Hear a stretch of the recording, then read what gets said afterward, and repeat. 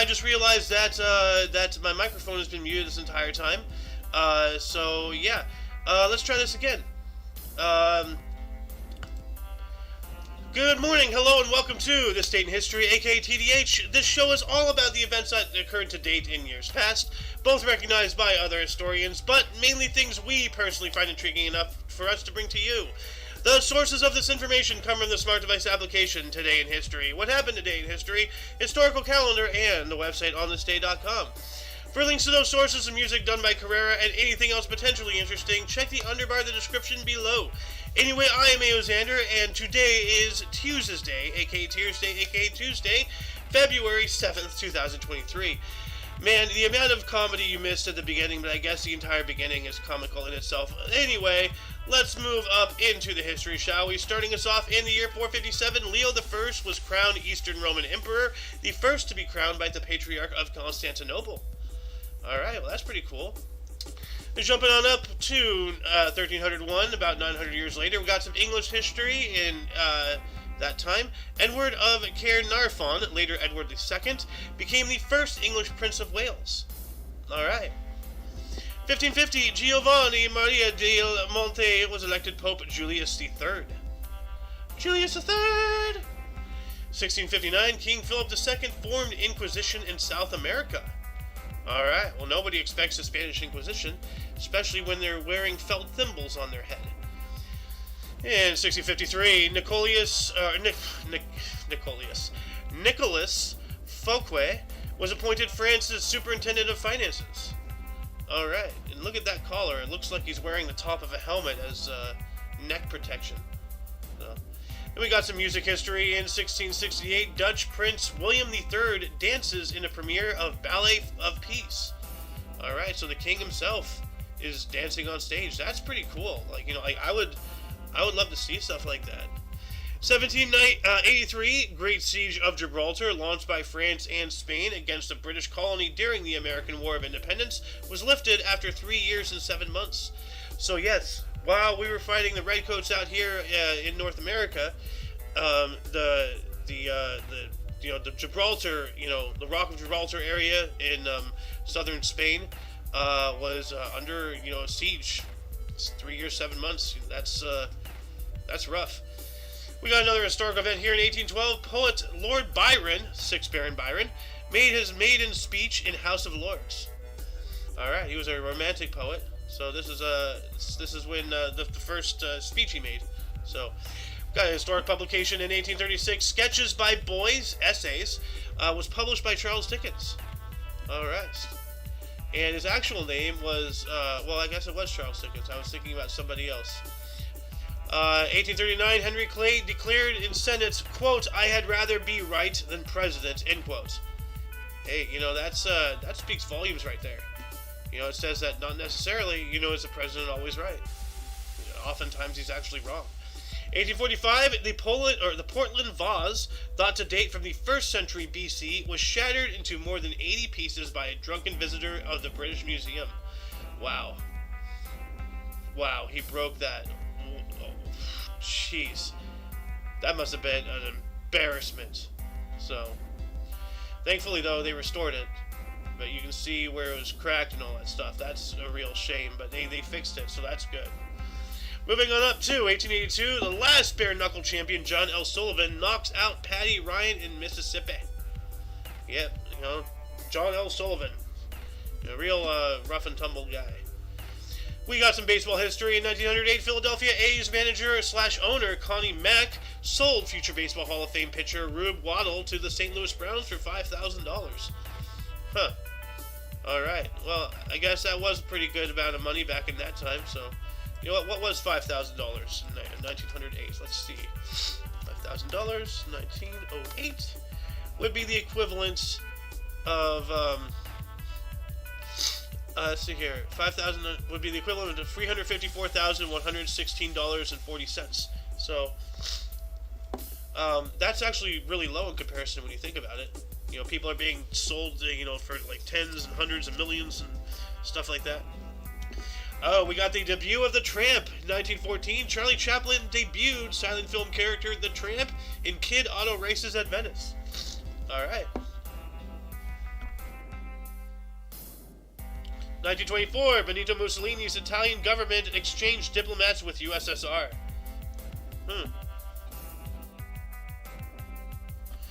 Alright, so, yep, the Italians working with the Russians.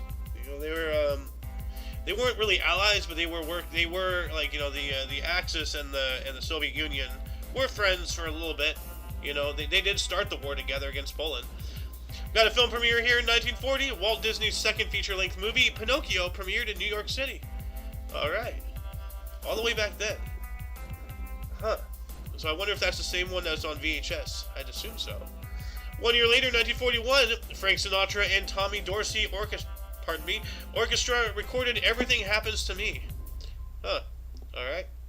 1944, Bing Crosby recorded Swinging on a Star for Decca Records, Academy Award Best Original Song. Alright. That's pretty cool. Moving on up to 1945, General Douglas MacArthur returned to Manila. Yes, we spoke about this yesterday. Like after several years during during the Second World War, when the Philippines got conquered and he had to flee, he promised he'd be back, and he is a man of his word. He came back in force.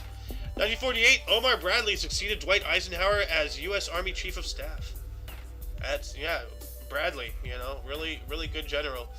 So, portrayed pretty well in the movie Patton, so I recommend going and seeing that. 1 year later, 1949, Joe DiMaggio became the first $100,000 a year baseball player for the New York Yankees. Alright, so I wonder if that's the first $100,000 a year ever, or the first $100,000 just for the New York Yankees. I think it would be the first one. Yeah. English could sometimes be misinterpreted by native speakers. So, 1 more year later, 1950, United States formally recognized the state of Vietnam as a legitimate government of Vietnam, with Bao Dai as leader. All right, yeah, that's actually a big move right there, because they were a colony of France in French Indochina. So, like French Indonesia, French China, French in that area. I guess Indochina region, India, China. Yeah, and then we then went to war with these guys. 1959, Fidel Castro proclaimed a new Cuban constitution. Yeah, we spoke about this guy yesterday too. Golden Loon was on, and you know, like after watching this, like, you know, yeah, yesterday's video was roughly an hour long too, but I would suggest, if you haven't seen it, like, you know, well, like, of course, like, you know, see any video that catches your interest. But, you know, there's history that happens every single day, so if you like what you see, you know, stick around, subscribe. 1961, Jane Fonda made her acting debut in the NBC drama A String of Beads. Alright. Got another historic event, 1962. U.S. President JFK began blockade of Cuba by banning all Cuban imports and exports, except for drugs and food, I believe. There's 2 stipulations involving that. And that blockade, you know, and the blockade is another thing. I was thinking about the tariffs and whatnot that we put. It's a word, I can't remember it, but like we basically cut all trade with them except for 2 things, which was lifted like sometime in the late 90s, or I think early 2000s actually. Anyway, moving on up to 1965, George Harrison's tonsils were removed. Why do we care? Why is it highlighted?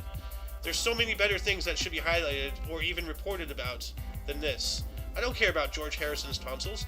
We got a theater premiere in 1968. Arthur Miller's stage drama Price opened at Morsco Theater, later moving to the 46th Street Theater in New York City. Runs for 429 performances. That's pretty good. Television debut of This Is Tom Jones in 1969 occurred on the state on ABC TV. I can't talk, blah, blah, blah, blah. 1969 as well, Al Fatah leader Yasser Arafat became president of PLO, the People's Liberation Organization, I believe. We got Olympic gold in 1972. Dutch Olympic 1,500 meter and 5,000 meter speed skating champion Ard Schenk won his 3rd gold medal at the Sapporo Winter Games when he took out the 10,000 meter. Okay. 1978 as well, or 1973, the Three Stooges released their 3rd album, or the Stooges released their 3rd album, Raw Power. Dang, he looks really angry. We got a film premiere here in 1974, Mel Brooks' Western spoof film Blazing Saddles starring Cleveland Little and Gene Wilder, premiered at the Pickwick Drive-In in Burbank, California. Patrons watched from horseback rather than cars. Oh, that would have been wonderful. That would have been great. That would have been absolutely great to experience that. Man, I am envious of those people. 1974 as well, the Symbionese, which, by the way, go watch Blazing Saddles. Like, great movie. You know, we need more of that in today's world. 1974, the Symbionese Liberation Army claimed responsibility for the kidnapping of Patty Hearst, daughter of Randolph Hearst. Yeah, we've spoken about this little nugget of time a couple of times in the past month. 1974 as well, UK Prime Minister Edward Heath called for a snap general election in the midst of a protracted miners' strike. Protracted miners' strike. All right, what protracted? What does that mean? Protracted. Lasting for a long time or longer than expected or usual. So during so this was during the miners' strike. Yep. Got an NHL record 2 years later, 1976. Toronto center Daryl Sittler set NHL record with 10 points in a Maple Leafs 11-4 win over Boston at Maple Leaf Gardens. 6 goals, 4 assists. That's really good.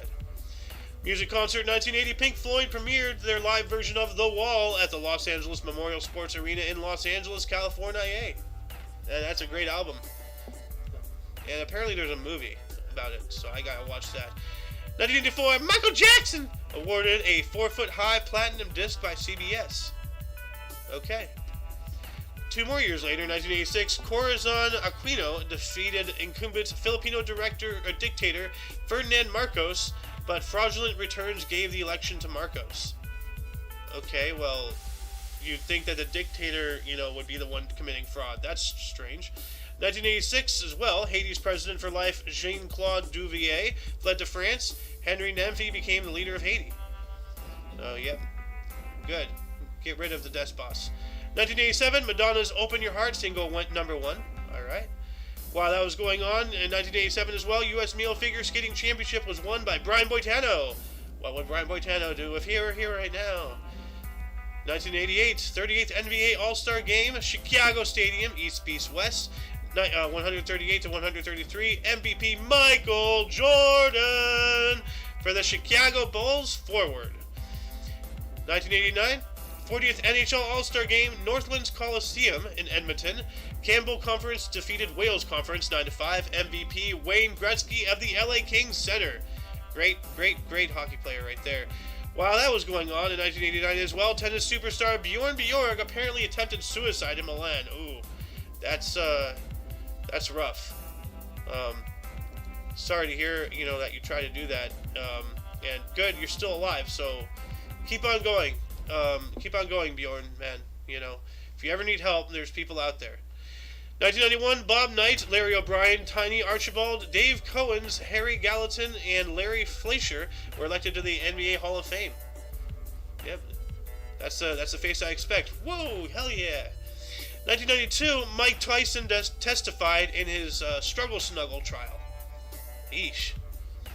You got the Maastricht Treaty, 1992, while Mike Tyson was dealing with that. The Maastricht Treaty was signed by 12 countries from the European Community, EC, to create the European Union, EU. Alright, so this is the formation of the EU. Look at that. So I see here we have the United Kingdom, Germany, of course, Belgium, Netherlands, France, Italy, Spain, Portugal, Greece. Yeah, that's right. Greece is part of it. So, alright. 1993, Carmen Electra released her self-titled debut album, Carmen Electra. That's okay. 1994, 21st U.S. Music Awards, Whitney Houston won. And 1994 as well, Howard Stern stopped a would-be jumper on the George Washington Bridge. Yeah, I remember hearing about that. He stopped somebody, but a lot of people claim that was probably a publicity stunt. All of it was staged in order to get him more notoriety and stuff, so I don't know.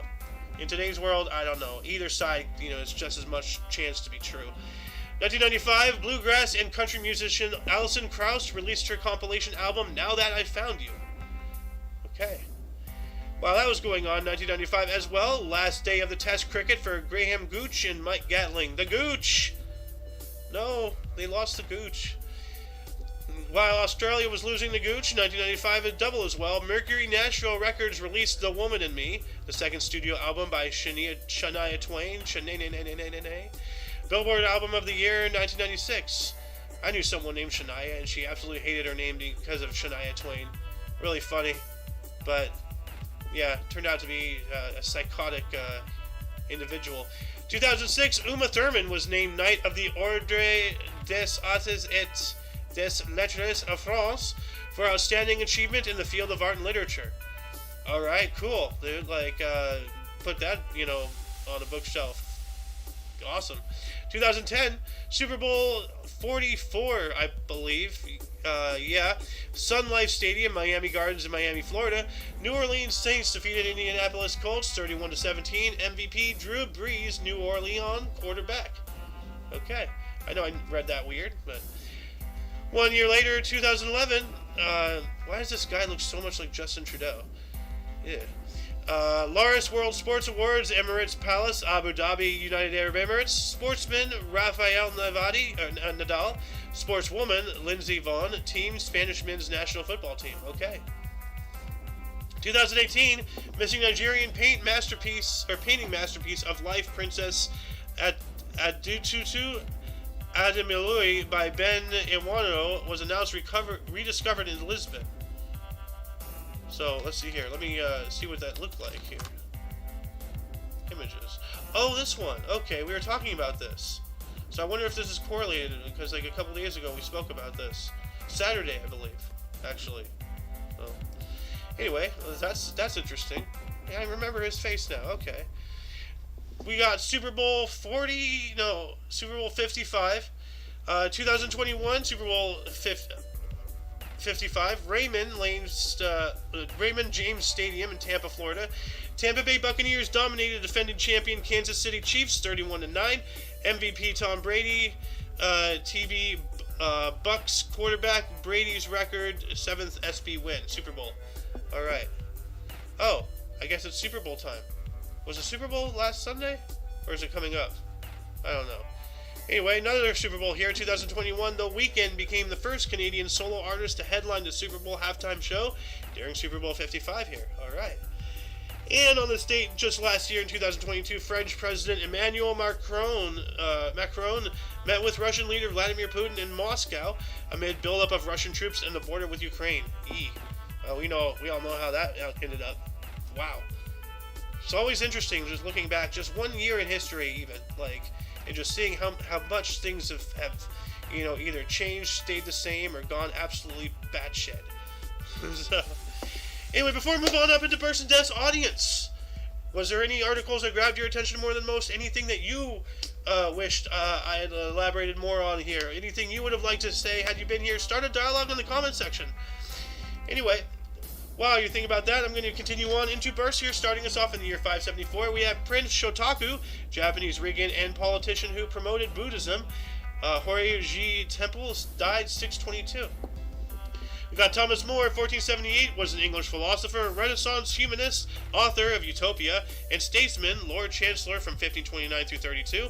He was born in London, and he died in 1535, so it sounds like he got a couple years of retirement. No, apparently he was beheaded and executed by Henry VIII for treason. That's not a good way to go out. Oh my god. Whoa, that escalated quickly. We got Maria Louise van Hessen-Kassel, 1688. Was a princess of Orange and ancestor of all currently reigning monarchs in Europe, born in Kassel. Wow. So, hello European grandma. John Deere, 1804, a U.S. blacksmith and manufacturer, founded Deere & Company, born in Rutland, Vermont, died in 1886. I wonder if he was a John Deere from the tractor company, and yes he is. Charles Dickens, 1812, was an English writer. Oliver Twist, A Tale of Two Cities, A Christmas Carol, to name a few. Born in Portsmouth, Hampshire, died in 1870. Well, happy birthday. I thought I was going to wish you a happy birthday today. I had some suspicion in my mind or something after reading about that article earlier in the show. We also have Laura Ingalls Wilder, 1867, a U.S. author, Little House on the Prairie, born in Pepin, Wisconsin.